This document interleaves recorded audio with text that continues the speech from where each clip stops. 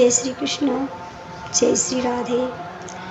आज मैं आपको लघु तीज व्रत की कथा सुनाऊंगी। ये तीज व्रत श्रावण शुक्ल पक्ष तृतीया को किया जाता है। इस व्रत में झाड़ की पूजा की जाती है। राजस्थान में ये व्रत बहुत ही प्रसिद्ध है। झाड़ यानी कि बेर का पेड़, उसे झाड़ कहते हैं।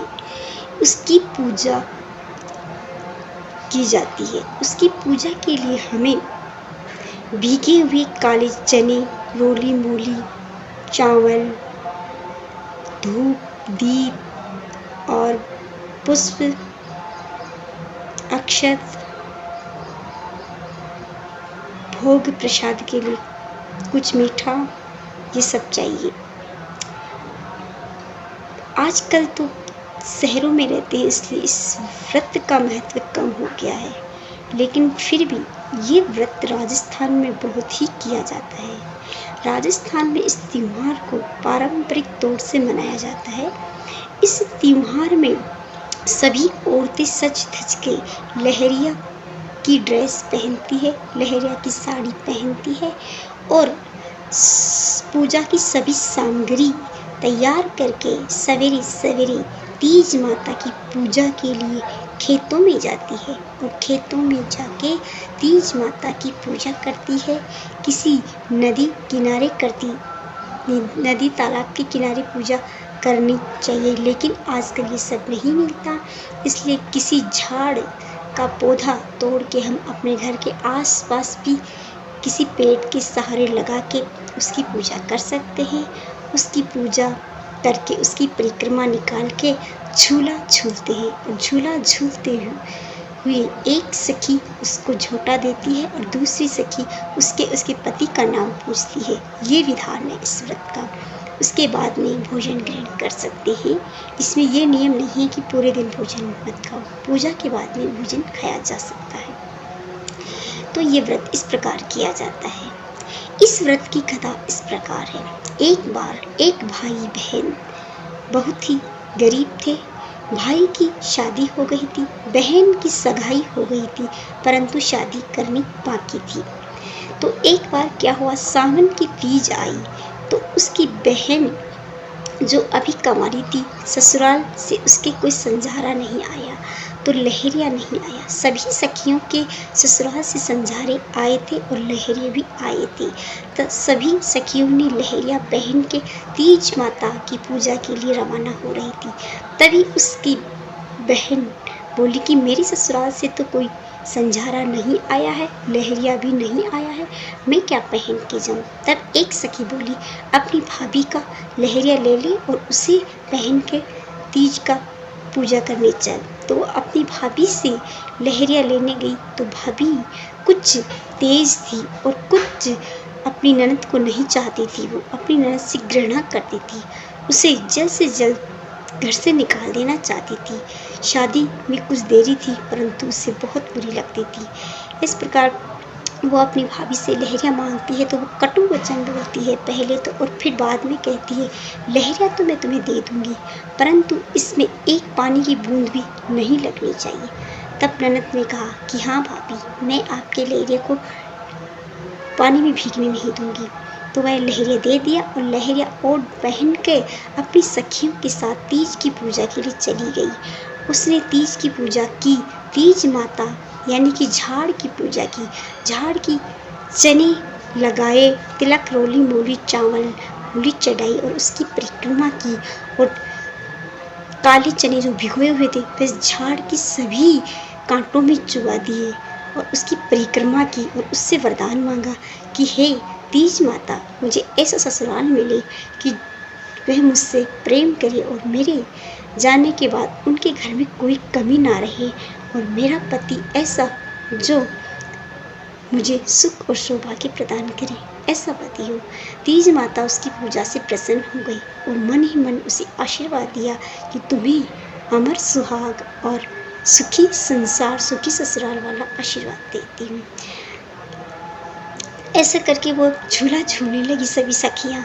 तो वो बहन भी झूला झूलने लगी। झूला झूल कर वह जब घर को आने ही वाली थी, तभी उसकी भाभी को सूझा कि क्यों नहीं ननद लहरिया पहन के गई है, मैं ही उसे भिगो दूँ।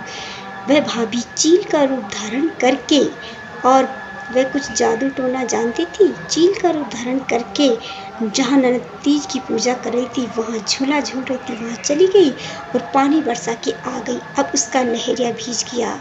ननद बहुत दुखी हुई कि भाभी गुस्सा करेगी, झगड़ा करेगी तो मैं क्या कहूँगी। सभी सखियों ने कहा इसे थोड़ा सुखा के समेट के ले जाकर दे देंगे। सभी सखियों ने धूप में उसे सुखाया और समेट के लाकर अपनी भाभी को दे दिया। भाभी को देखते गुस्सा आ गया कि तूने मेरे लहरे को भिगा दिया, परंतु ननद बोली, ना भाभी, मैंने लहरिया को नहीं भिगाया, आपका लहरिया जैसा आपने दिया था वैसा ही मैंने लाके दिया है। परंतु भाभी को गुस्सा आ गया और ननद को डांट फटकार के घर से निकाल दिया। थोड़ी देर बाद में उसका भाई आया और अपनी पत्नी से बोला कि मेरी बहन कहाँ चली गई। तो उसकी भाभी बोली, तुम्हारी बहन को मैंने घर से निकाल दिया है, उसने मेरे लहरियों को पानी से भिगो दिया। मैंने उससे मना भी किया था, परंतु वह नहीं मानी। भाई ने बोला कि मेरी बहन को घर से क्यों निकाला। वह अपनी पत्नी से झगड़ा करने लगी, परंतु उसकी पत्नी इतनी गुस्से वाली और इतनी तेज तर्रार थी कि वह अपने पति से झगड़ कर कहने लगी, अगर तुम आज अपनी बहन को मार के उसका खून नहीं ला के दोगे तब तक मैं खाना नहीं बनाऊंगी, दिया बत्ती नहीं करूंगी और तुम्हें घर में नहीं घुसने दूंगी। तुम्हारी बहन के खून से अपने लहरे को धो के ही मैं शांत होंगी। क्रोध में हो गई, गुस्सा हो गई। भाई को भी गुस्सा बहुत आ रहा था, परंतु क्या करे, स्त्री के आगे हार गया और वह बहन को कोसने लगा। मन में आया, मेरी एक ही तो लाडली बहन थी, मैं उसे कैसे मार सकता हूँ। वह एक कुत्ते को मार के उसका खून लेके आया और अपनी पत्नी को लाके दिया और कहा इससे अपना लहरिया धो लो। परंतु उसकी पत्नी फिर भी नहीं मानी, बोलने लगी, तुम झूठ बोलते हो, कपट करते हो। वो नहीं मानी, वह स्वयं चली गई, चील का रूप धारण करके उसकी बहन को खोजने लगी और अपने पति से कहा, तुम्हारी बहन उस जगह पे है, उसे मार के लाओ, वरना मैं तुम दोनों को मार दूंगी, तुम्हारे वंश का नाश कर दूंगी। पति बहुत दुखी हुआ, परंतु अपनी बहन को खोजने लगा। बहन मिल गई जंगल में मिली तो उसने अपनी बहन से सब कुछ बता दिया कि बहन, मैं तुझे मारने के लिए आया हूँ। बहन खुशी खुशी मरने के लिए तैयार हो गई। भाई, अगर भाभी मेरी मौत से खुश होती है, प्रसन्न होती है, आपको सुख मिलता है, तो आप मुझे मार दीजिए, मुझे इस बात का कोई दुख नहीं है। एक न एक दिन तो मैं आपसे वैसे भी दूर चली जाऊंगी, तो आज ही आप मुझे मार दीजिए।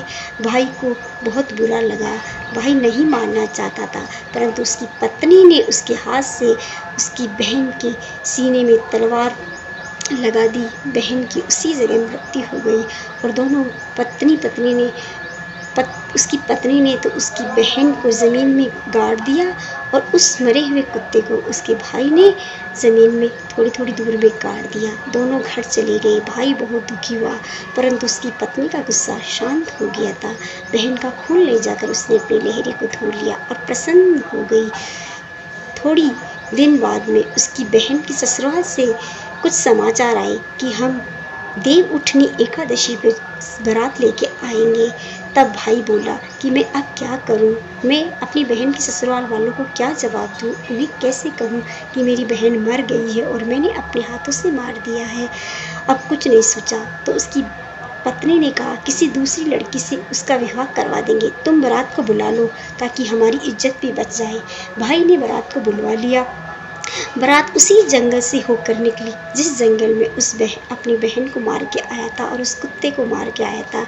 बहन जहाँ मरी हुई थी वहाँ बारात रुकी और रुक के कुछ विश्राम करने लगी। तभी उस बाराती में एक नाई था। नाई को कुछ प्यास लगी तो वह जंगल में खोजने बुझने लगा, तो वहाँ एक तालाब भी था। उस तालाब से कुछ पानी लेके आया। पानी लाके थोड़ा पानी बच गया। सबको पिलाने के बाद में उस आंकड़े के पेट में डाल दिया। आंकड़े के पेट में डालते ही उस आंकड़े में से आवाज आई कि हे नाई, संभल के पेड़ में पानी डालना और संभल के पेड़ के पत्ते तोड़ना। ऐसा सुनकर नाई तो घबरा गया, सोचने लगा इसमें ज़रूर कोई भूत और प्रेत है। कुछ देर बाद में वह लड़की के ससुर जी से जाके बोला कि सरकार, इसमें से इस आंकड़े के पेड़ में से कुछ आवाज़ आ रही है। तो वह गया तो उसे भी वही आवाज़ सुनाई दी। तो वो चलते चलते उस झाड़, वहीं पे झाड़ का पेड़ उगाया था, झाड़ के पेड़ से चिपका तो झाड़ के पेड़ में से आवाज़ आई, ससुर जी थोड़ा संभल के, यहाँ पे आपकी अनहुई बहू है। ये सुन के ससुर भी दम रह गया और सोचने लगा, ये कैसी अजीब आवाज़ है। इस आंकड़े के पौधे से भी आवाज़ आ रही है और इस झाड़ के पौधे से भी आवाज़ आ रही है।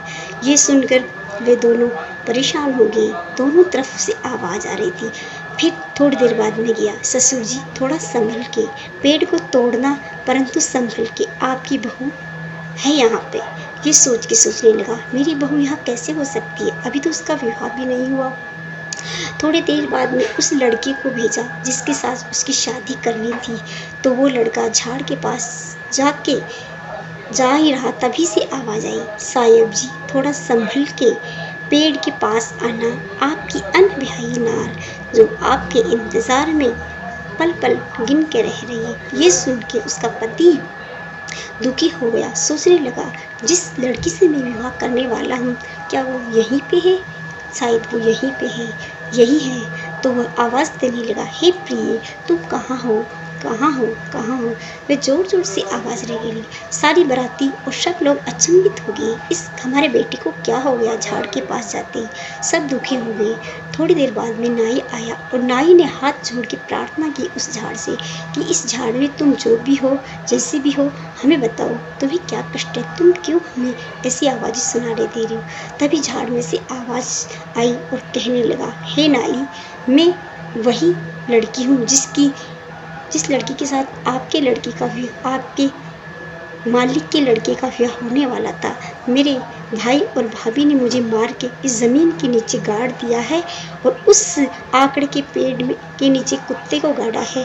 हम दोनों को गाड़ दिया है और यहाँ पे झाड़ और वहाँ पे आकड़ा उग गया है। अगर इन दोनों को तुम धीरे से उपाड़ दो तो हमें यहाँ इस योनि से मुक्ति मिल जाए, झाड़ की योनि से और कुत्ते को उस आकड़ की योनि से। ये बात सुन के वह लड़का बहुत दुखी हुआ कि मेरी पत्नी जिसके लिए मैं बारात लेके आया था वह पहले से ही मर चुकी है, अब मैं क्या करूं? बहुत दुखी हुआ। परंतु उसके मोक्ष के लिए उसने उस आकड़े के पौधे को भी उपाड़ दिया और उस झाड़ को भी उपाड़ दिया। जैसे ही झाड़ को उपाड़ा तो उसमें से एक लड़की, जो वही लड़की जिसके साथ उसका विवाह होने वाला था, वह निकल कर खड़ी हो गई और उस आकड़े के पौधे में से वह कुत्ता निकल कर खेलने लगा, इधर उधर घूमने लगा। ये देख के सभी लोग अचंभित हो गए कि ये सब क्या है, क्या है। तभी आकाशवाणी हुई कि हे महानुभावों, ये कोई भूत प्रेत नहीं है, ये वही लड़की है जिसके साथ आपके बेटे का विवाह होने वाला था। इसने मेरी पूजा की थी, मैं तीज माता हूँ। इसने झाड़ की पूजा मेरे रूप में की थी, तीज माता की पूजा झाड़ के रूप में की थी और मैंने इसे प्रसन्न होकर आशीर्वाद दिया था कि तुम्हारा सुख और सौभाग्य और तुम्हें अच्छा ससुराल मिले। अगर मेरा आशीर्वाद निष्फल हो जाता तो दुनिया मुझे कैसे मानती, मेरा व्रत कैसे करती। इसलिए मैंने इसे पुनर्जीवित किया है। इसलिए मैं तुमसे कह रहा हूँ कि तुम इस लड़की से विवाह करके अपनी बारात को यहीं से लौटा लो और आज के बाद में जब लड़की की सगाई हो जाए तो उसकी ससुराल से उसके लिए लहरिए की ओढ़नी साड़ी जरूर भेजी जाए, क्योंकि इसी वजह से इसकी मृत्यु इसके भाई ने की थी, ताकि कोई भी भाई अपनी बहन का वध ना कर सके। ये सुनकर उसके ससुर सास बहुत खुश हुए और उस लड़की का विवाह, उस झाड़ में से निकली हुई लड़की का विवाह अपने बेटे के साथ करवा के उसे अपने घर ले जाने लगी। तभी तीज माता बोली कि इस झाड़ के पौधे में जितने भी चने तुमने लगाए हैं अपने लहरे से अपने आंचल में डाल लो और अपनी सास को दे देना घर ले जाकर। तभी लड़की ने सारे चने उतार के आंचल में डाल लिए और अपने ससुराल जाने लगी। तभी बोली, मेरी वजह से इस कुत्ते की मृत्यु हो गई थी, इसलिए इस कुत्ते को भी साथ ले चलिए, हमारे घर में रखवाली कर लेगा। लड़के के पिता मान गए और उस कुत्ते को भी अपनी बैलगाड़ी में बैठा लिया। बेटी, वह लड़की और उसका पति ससुराल खुशी खुशी पहुंच गए। सास ने आरती उतारी, तब बहू ने वे चने जो उसने अपने आंचल में लिए थे। तीज माता के कहने पे अपनी सास की आंचल में डालते ही हीरे मोती बन गए, पन्ना जवाहरात बन गए। और सास देखकर प्रसन्न हो गई कि मेरी बहू तो अन्न धन का भंडार लेके आई है। उसने अपने घर की अलमारी में रखे तो घर में अन्न और धन, सोना चांदी इतना हो गया कि घर परिपूर्ण हो गया। माता अन्नपूर्णा आकर प्रवेश कर गई। उस लड़की के घर में आते ही सारे भंडार भर गए, सभी सुखी हो गए और उस लड़की का जीवन भी सर्व सुख हो गया। इसलिए हे तीज माता, जैसे उस लड़की को पहले मरवाया वैसे तो मत मारना किसी को, परंतु बाद में उसे पुनर्जीवित करके उसका विवाह और सुख सौभाग्य प्रदान किया, वैसे सभी को सुख सौभाग्य प्रदान करना। तो ये थी लघु तीज, श्रावणी शुक्ल पक्ष की तीज माता की कथा। आपको ये कथा कैसी लगी? अच्छी लगी तो मेरे चैनल को लाइक करें, शेयर करें, सब्सक्राइब करें। आपका बहुत बहुत धन्यवाद। जय श्री कृष्ण।